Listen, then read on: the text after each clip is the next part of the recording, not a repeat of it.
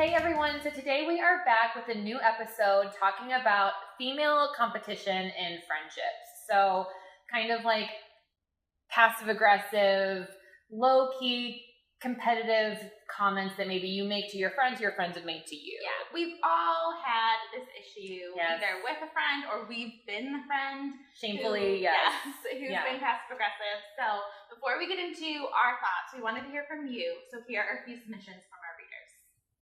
So, competition in relationships. I have had a friend who was really, really bad for this. If I travelled somewhere or went to the same cafe that she did, then I was copying her or I was in competition, and I refuse to have a friendship like that. I have no room in my life for competition. As time goes on and you start to go on different paths, it's hard to say, oh, should I be on that path or should I be on this path?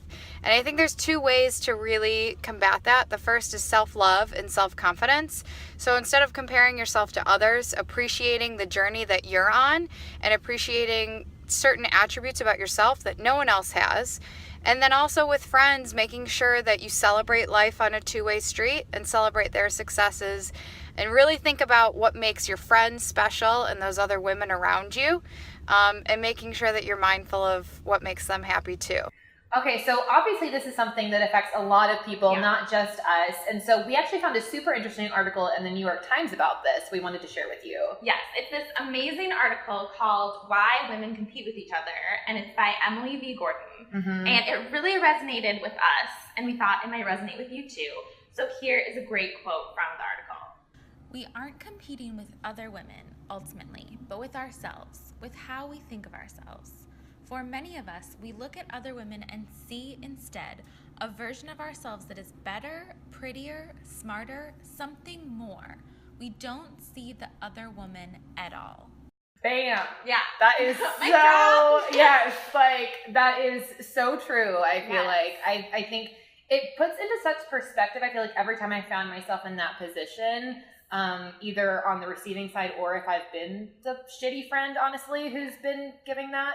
I don't know, Kelly, like, what do you think? Like, what did you take from the article, or what are your own experiences? Okay, so I've definitely experienced this, both in kind of a toxic friendship and just with friends that I consider to be, like, really great women. Yeah. It's just something I think that happens a lot of the time. Mm-hmm. And so one moment that kind of stands out to me is a moment in my freshman year of college, and it was with, I know, like, just formative years, people. Really hard time to be alive.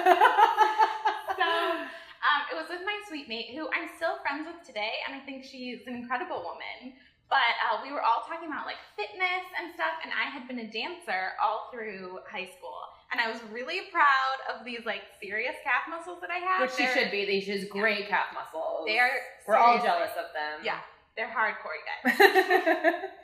So I was kind of like showing them off, kind of in a weird way, but I was like, look at my amazing calf muscles. They're so amazing. And like my other sweet mates were like, oh yeah, this is so cool, like blah, blah, blah.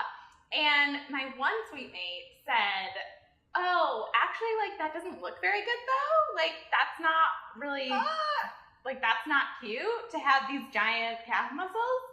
And it completely destroyed me. Like, you're still talking about it, so that means that it sticks with you, you know? I still remember it. And of course, for her, I think it was just, like, a throwaway comment. Right. But she probably wouldn't even remember that she said it if you brought it up. Yeah, but it felt like a personal attack on something that I really valued about myself. Mm-hmm. So I think that just happens sometimes. Yeah, and I think that it is totally from someone's insecurity. I think, you know, I was trying to think of examples of maybe when I've done this to my friends, and I like to think that I'm not someone who says comments that would cut someone down very often, if, you know, ever. I hope not, but I definitely find myself in some situations not being as happy for my friends when they've achieved something that as I should be. Like not expressing my joy for them in the way that I think that they really deserve.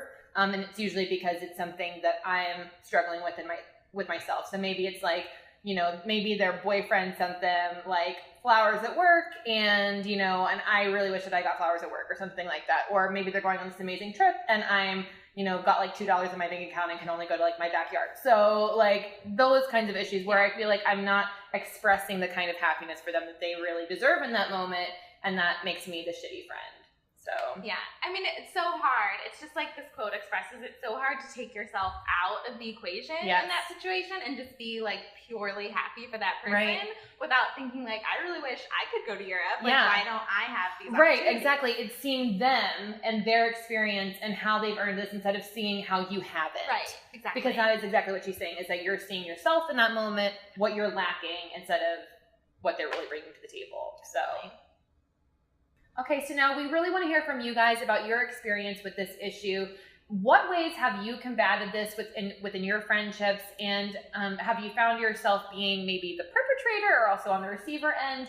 And when do you know when it's just kind of a one-off, thing that women struggle with, and when do you know when it's time to let that friendship go? Tell us in the comments below. Okay, we can't wait to hear your thoughts. Thank you so much for watching, and don't forget to check back next week for a brand new episode. In the meantime, check out theeverygirl.com.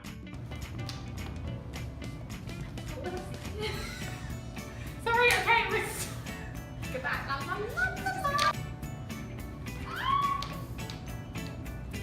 Okay, so here we go. Okay, you have a bit of a rope hair now. Oh, in the back. Nope, in the back. Turn. Other way. Turn your head.